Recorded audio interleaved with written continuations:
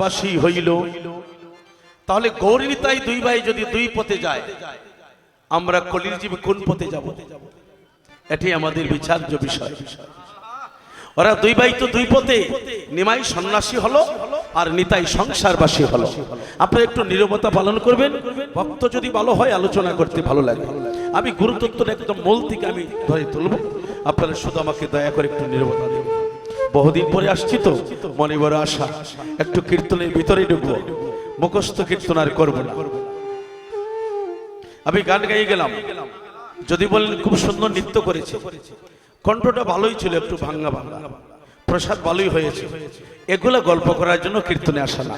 কীর্তনে আসার পরে আপনার মন যদি পরিবর্তন না হয়, কীর্তনে যদি আপনার মন নিমজ্জিত না হয়, কীর্তনে আসার পরে কীর্তন শুনতে শুনতে যদি প্রসাদ খাওয়ার কথা ভুলে না গেলেন, তাহলে এই সুধা পান করে কি লাভ? কীর্তনে বসে যদি সংসার ভুলে না গেলেন, তাহলে এই কীর্তন শুনে লাভ কি? তার ভিতরে ঢুকতে হবে। ঢাকা জেলায় জন্ম নিয়ে নাম তার ভবা পাগলা, তিনি বলেছিলেন, আমার কোন তীর্থের নাই প্রয়োজন, গয়া গঙ্গা কাশী, মানুষ ভালোবাসি আমি, মানুষ ভালোবাসি। বলছি আমি তীর্থে ভ্রমণ করতে গেলাম, আমি তীর্থ স্নান করে দেহকে পবিত্র করলাম, আমি শুদ্ধ হলাম। এই পবিত্র দেহ নিয়ে আবার তো দেশে আসতে হবে। আমি পবিত্র হয়ে শুদ্ধ হয়ে আবার দেশে আসিয়া যদি পবিত্র মুখ দিয়া, এই বাকশক্তি দিয়া একটা অশুদ্ধ কথা বলি, একটা মিথ্যা কথা বলি, আমি যে তীর্থ ভ্রমণ করে গঙ্গা স্নান করে পবিত্র করেছিলাম আমার বাকশক্তি, একটা অশুদ্ধ মিথ্যা কথা বলাতে আবার আমার পবিত্র বাকশক্তিটা আবার অপবিত্র হয়ে গেল। ভগবান এই জগতে সবচেয়ে কারে ভালোবাসেন? আমি দাঁড়িয়ে বলি না, দাঁড়িয়ে গেলাম। ভগবান এই জগতে সবচেয়ে কারে বেশি ভালোবাসে জানেন মা? তিনি বলছেন, এই জগতে সবচেয়ে আমি ভালোবাসি যে মানুষ সরল হয়। আমরা মুখের ভাষা, আমি কীর্তনী মুখে শুনতাম, আমি কীর্তনের মুখে শুনতাম, সাধুদের মুখে শুনেছি অনেক কান অনেক জায়গায়, কয় যেজন কৃষ্ণ ভজে সে বড় চতুর, চালাক হইয়া কৃষ্ণ ভজন করা যায় না। কৃষ্ণ ভজন কারা করে? কৃষ্ণকে কারা পায়? যারা সহজ সরল মানুষ। সহজ কারা? সহজ মানুষকে। একটা ছেলে যদি কথাবার্তা বলতে পারে না, তার লেখাপড়া নাই, তার বাকশক্তি শুদ্ধভাবে উচ্চারণ হচ্ছে না, কিন্তু তার স্বভাবের অনেক প্রবলেম আছে, সে কি সরল? তো সরল মানুষকে যদি গোবিন্দ ভালোবাসে, সরলকে, সরল হচ্ছে সেই মানুষ যার মন আর মুখ এক। মনে যা সৃষ্টি হয় মুখে তাই প্রকাশ করে। জীবনে মিথ্যে কথা বলে না, অন্তরে যা সৃষ্টি হয় তাই মানুষের কাছে প্রকাশ করে। যিনি সত্যবাদী, তার একটা শ্লোক আছে, সত্যবাদী জিতেন্দ্রই হইবে খোঁজেই, নাতা কোক্তার ক্রিয়া কর্ম হরি তুল্য সেই, লয়া নিজ নারী ব্রহ্মচারী সচ্চরিত্রে রবে, পরসতী পরপতি কবু না পশিবে, হাতে কাম মুখে নাম সত্য কথা কহিবে, পরনিন্দা পরচর্চা কবু না করিবে, যদি পরসতী পরপতি কবু না পশিবে, তুমি না ডাকিলে হরি রে, হরি তোমারে ডাকিবে। হরি বল, হরি বল, হরি বল। আরে ভগবানের কাছে তোমার যেতে হবে না, ভগবান তোমাকে ডাকবে, তুমি সত্যবাদী হয়ে যাও। তাহলে সত্যবাদী হতে হলে কার কাছে যেতে হবে? একজন সদ্গুরুর কাছে আপনি আশ্রয় নিতে হবে। আমাদের দেখুন, আমি কালকে সেই কথাটা বলেছি, বড় বেদনা নিয়ে আমাদের পাশাপাশি আরেকটা ধর্ম আছে, আচ্ছা না দাদা? আমাদের পাশাপাশি আরেকটা ধর্ম আছে, তারা তো ধর্ম পালন করে।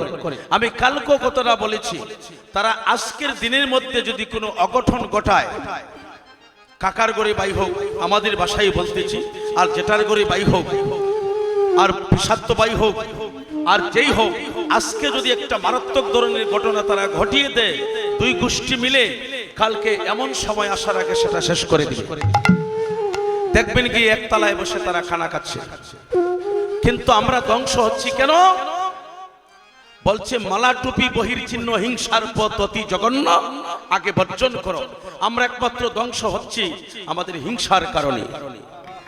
যদি কাকার ঘরে ভাই, পিসির ঘরে ভাই, আমার প্রতিবেশী একজন যদি আমাকে একটু ব্যতিক্রম কিছু করে, আমি ওইটাকে সারা জীবন ধরে রেখে বসে থাকি না, তাকে আমার দল থেকে বহিষ্কার করে দাও, তার সাথে চলবো না, তার কাছে যাব না, সেজন্য আমার বাড়িতে না আসে। ভগবান বলছে ধার্মিক কারা জানো? ধার্মিক সেই জন যারা অপরের দোষ নিজের গাড়ি চাপিয়ে মানুষের কল্যাণ করিতে চায়। আমাদের দিরাইতালার এমপি মহোদয়কে তো আপনারা চেনেন। উনি জীবনে সাধু সঙ্গে আমি একদিন বসতে দেখি নাই। আমার বাড়ি তো ওখানে। বাবু সুরঞ্জিত সেন গুপ্ত একদিন গীতা পাঠে বসতে দেখি নাই, একদিন কীর্তনে বসতে দেখি নাই, একদিন সৎসঙ্গ করতে দেখি নাই, একদিন কীর্তন দিতে দেখেনি। আমার বয়স তো মোটামুটি 48 হয়ে গেছে, 48-এর মতো না 26 তো ঢুকে গিয়েছে, 49 হয়ে গিয়েছে, কম দেখলাম না তো। তারপরে উনি কোনোদিন কোনো সাধু সঙ্গে কোনো কীর্তন দেয় না। কোনো এমন একটা কথা মারা যাওয়ার 2 মাস আগে বলেছে, আমি শুনি অবাক যে শুধু সাধু সঙ্গ যারা করে তারা সাধু না, সাধু গোপনে হয়। শুধু মালা তিলক ধারণ করলে সাধু না, ষাটকোট জুতা মোজা লাগিয়ে গলায় মালা নাই, কপালে তিলক নাই, নিরামিষ খায় না, সেও সাধু হতে পারে। তিনি সাক্ষাৎকারে বলতেছেন মারা যাওয়ার 2 মাস আগে আমি খবর দেখছি, হঠাৎ করে সাংবাদিকরা আসছে, উনি বলতেছে একটু বলেন, আপনি আপনার মন থেকে এই ব্যাপারে একটু বলেন। তিনি প্রথম কথাই বলছেন, কই কি বলবো, আমার অল্পনা বয়স উমর, আমি শ্যামারও সে ঝরো ঝরো, আমার কি জানি কি হবে পরিণামে। বাবু সুরঞ্জিত সেন এই কথাটা সাক্ষাৎকারে বললেন। আমি সারাটা রাত আমার মাথায় এটাই চিন্তা হলো, ওনাকে কোনোদিন কীর্তনে দেখি নাই, সাধু সঙ্গে দেখি নাই, কিন্তু এই কথাটা তো আমাদের অষ্টকালীন লীলা, 16কালীন লীলা, 24 প্রহর, 32 প্রহর, 64 প্রহর, 40 প্রহর কীর্তন হয়, কোনোদিন কীর্তনও দেখি নাই।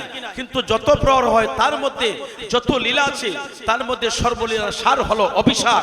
আর এই কথাটা অভিসারের একটা মূল্যবান কথা, উনি সাধু সঙ্গ করতে দেখলাম না, কিন্তু এত মূল্যবান কথাটা উনি বললেন, তাহলে নিশ্চয়ই তিনি গোপনে কৃষ্ণ ভজন করেছে।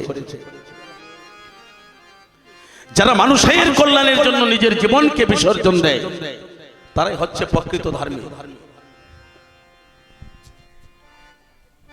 আমি আপনাদের কাছে নিবেদন রাখবো, অতীতে যাই ঘটেছে, সামনের যে ছেলে সন্তানরা আছে, আমাদের সনাতন ধর্মকে টিকিয়ে রাখতে হলে, আমাদের সনাতন ধর্মকে রক্ষা করতে হলে আমরা সরল হতে হবে। আমরা সবার মনে একসাথে গেঁথে রাখতে হবে। দল নাই যার, বল নাই তার, দল নাই আপনার, বল নাই, সবাই আমরা একতাবদ্ধ হই। আমরা সনাতন ধর্মের মানুষ।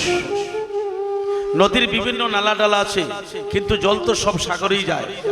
তারপরে ইস্কনের পথ হন, আর গৌরিয়া মঠ হোক, আর কালাসানবাড়ির পথ হোক, আর মাঝবাড়ির মঠ হোক, আর অনুকূল ঠাকুরের পথ হোক, রামকৃষ্ণ মিশনের ভক্ত হোক, যত পথ ধরো, নদীর যেমন বিভিন্ন নদীর দিকে সমস্ত জল অবশেষে সাগরে যায়, কিন্তু বিভিন্ন নদী, বিভিন্ন রাস্তা, কিন্তু যত মতপথ আছে অবশেষে আমার গোবিন্দ চরণে সকল গিয়ে হাজির হবে। গৌর হরিবল। ওই জায়গা ছাড়া যাওয়ার জায়গা নাই, অকান ছাড়া আমাদের যাবার আর কোনো জায়গা নাই, ওখানেই সবই।